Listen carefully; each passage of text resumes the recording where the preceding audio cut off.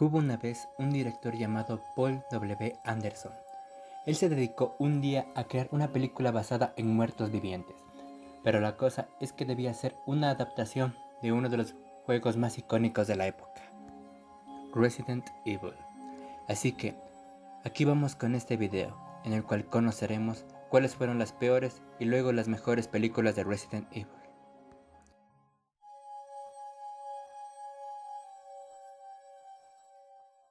Este top entra con todo. Esta película es sin duda alguna una cloaca de sinsentidos. Resident Evil 6, el capítulo final, es un desastre que a falta de una palabra es una caca. Toda la franquicia de Resident Evil debía terminar aquí, con una de las mejores peleas finales. Todo debía verse perfecto, pues su película antecesora dejó una incógnita y una promesa a una batalla final entre los personajes más queridos de los videojuegos. Pero Paul Anderson no solo dañó su propia obra, lo masacró. Debí matarte en Washington. Sí. La trama no puede ser otra que la que se vio en su propia saga, pero reciclada tan descaradamente. El ambiente, sin duda, ya no es el conocido mundo de Resident Evil. Puede ser lo que sea, menos un ambiente para Resident Evil. El villano fue reciclado 2 veces más. Wesker, quien fue el favorito al ser el antagonista, es ahora un payaso y su muerte no pudo ser la más ridícula de todas. Uno en este punto se pregunta, ¿en qué diablos estaban pensando? Los personajes de Resident Evil todos desaparecidos y la aparición de Claire fue devastadora, y la excusa para que no aparezcan en solo unos segundos dejaron entrever cómo fue la supuesta batalla final, que solo causó náuseas, coraje e histeria masiva para todos los fans de esta franquicia. Paul Anderson se defecó en su propia saga y encima pidió que le dieran las gracias, sin duda alguna. Y la revelación en contradicción más repulsiva de todas. El creador del virus T, que antes el mismo director dejó entrever, ahora fue cambiado y la excusa de la hechizora, ahora siendo los clones, dejó un vacío existencial.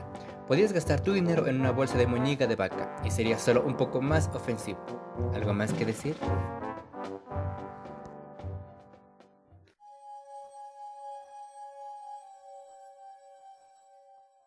Esta película pudo haber sido la peor de toda la saga, pues los sinsentidos empezaron aquí, pero de no ser por la basura, a falta de una palabra que fue Resident Evil 6, se queda con este puesto. Resident Evil 3. Por alguna razón desconocida, todas las películas donde Claire aparece terminan siendo las peores. Es como si esa actriz fuera la última opción para películas que se ven que no van a triunfar, y esta fue una de esas. Si nos metiéramos en la cabeza del director, de seguro él pensó que su película sería una obra maestra, una explicación brutal que nos dejaría con crisis existenciales, pero al contrario, solo trajo desagrado y burla. Ambientado en un escenario apocalíptico, la primera en ponernos ese concepto sobre la mesa. Resident Evil 3 buscaba que nos sumergiéramos en cómo los sobrevivientes se enfrentan a un apocalipsis, cómo sería su vida sin comida y en un desierto. La idea del desierto fue la gota que colmó el vaso en los inicios de la película. ¿Cómo pasó un mundo entero a convertirse en un desierto así de la nada? No lo explica. Esta película fue la que comenzó con el tema de los clones. No se nota la devoción de Paul Anderson hacia Milla Jovovich. Y para rematar, los poderes físicos y mentales de la misma.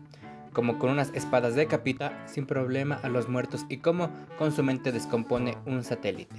Pero la cerecita sobre el pastel fue la aparición del Wesker de látex. Esto sin duda provocó golpeteos en la cabeza de los fans al ver tanto sinsentido junto, dejando de lado que la película pasada tenía un personaje excelente que desapareció. Si lo piensas bien, Paul Anderson empezó a reírse de ti en esta película.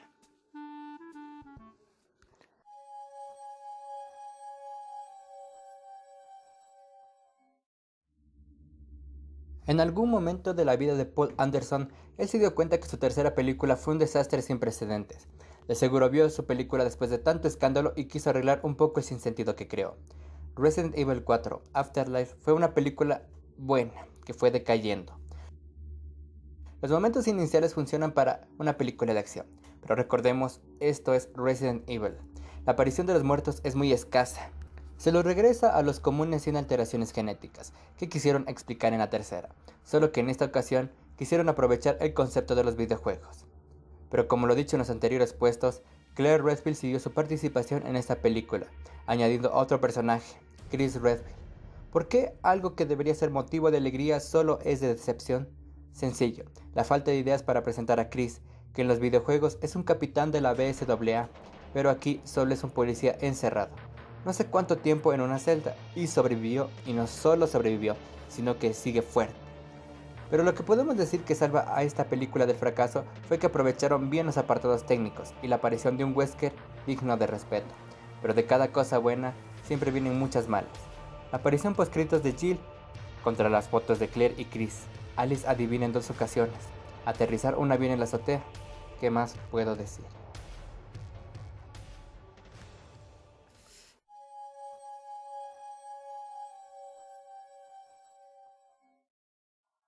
Oh, sí. Paul Anderson debió despertarse muy inspirado para crear esta película.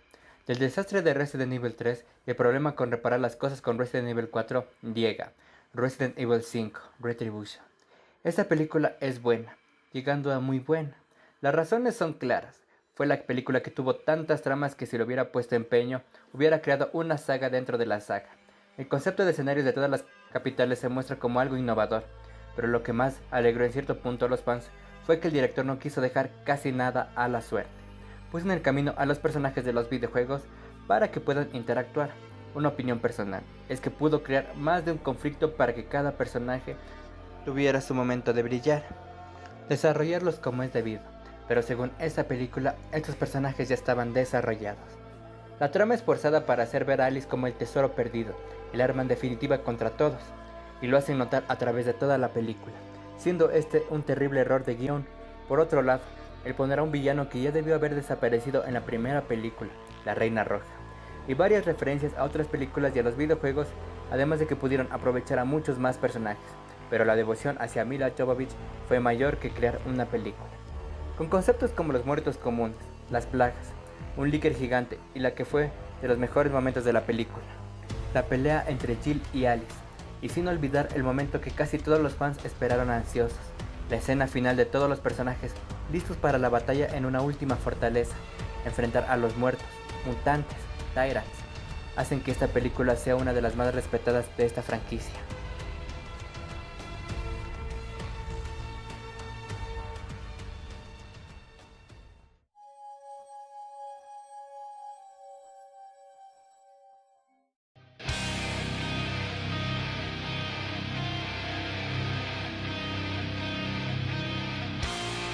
Esta película tuvo algo que pocas películas de esta saga trataron de tener, y esa es su continuidad. Esta película prometió una invasión de muertos vivientes y la cumplió con toda la ley, y dio explicaciones explícitas e implícitas de cosas que suceden alrededor de los personajes. Resident Evil 2, Apocalipsis. Una película que tuvo un apartado técnico humilde, pero que fue más que suficiente para dejar en ridículo la mayoría de películas de la saga. Pero estamos aquí para hablar de lo bueno y lo malo de cada película. Y en esta ocasión fue la que comenzó todo el chascarrillo de los poderes de Alice.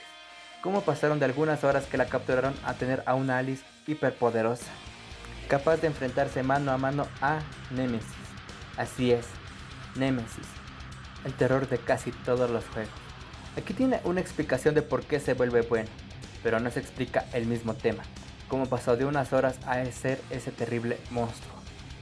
Algo que puede destacar esta película, que fue capaz y era capaz de quitarle el protagonismo a Alice, fue Jill Valentine.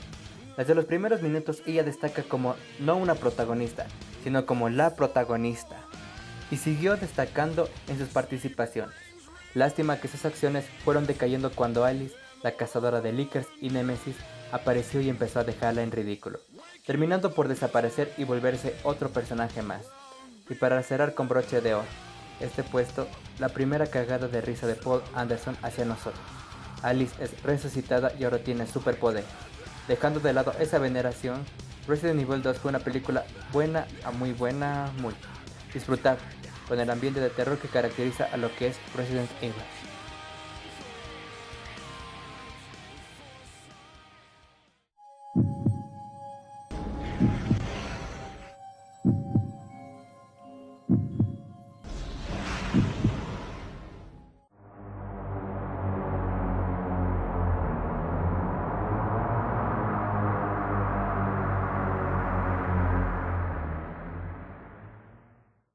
Ah, Sin duda la película que se alejó por mucho de los videojuegos y se puede decir que viéndola creó un escenario digno de Resident Evil, El huésped maldito. Esta película es sin duda la mejor creada por Paul Anderson y razones las tiene por montones. Empieza con algo que varias películas y juegos no tienen, escena de cómo comenzó todo. Muchos interpretan cómo es que un simple frasco roto provocó tanto caos, pero ahí está el truco. El virus T era tan destructivo que un simple frasco fue capaz de provocar tanto caos. Las escenas iniciales son aterradoras, muestran la desesperación de las personas, cómo una inteligencia artificial no puede dejar que nadie infectado salga, ya que sabía muy bien que uno solo que escape podría comenzar con el caos a grandes escalas, por lo que tiende a matarlos, y aún así, ellos no permanecieron. El apartado técnico, el más humilde de toda la película y el que más generaba sentimientos de ansiedad, pues no había por dónde correr o huir, y algo a destacar por sobre todas las cosas, los muertos vivientes.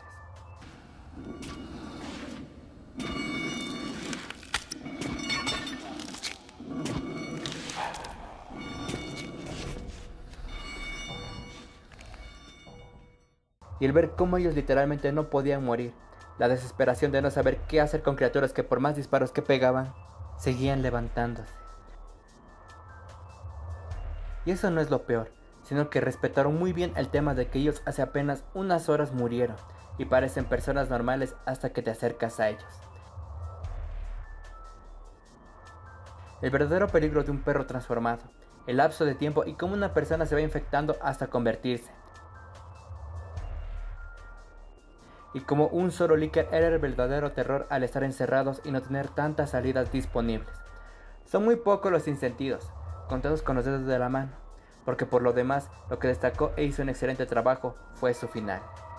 La primera promesa de una invasión de muertos vivientes, y que solo bastó un movimiento para dejarte con la piel de gallina.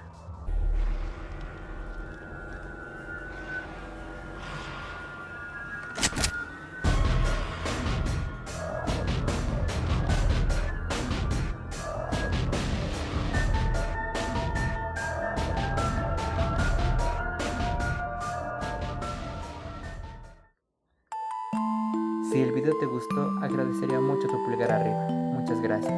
Suscríbete a mi canal para más contenido de este tipo. Sígueme en mis redes sociales. Los enlaces los dejaré en la descripción del video. Yo soy Fernand Glimmer y nos vemos hasta la próxima.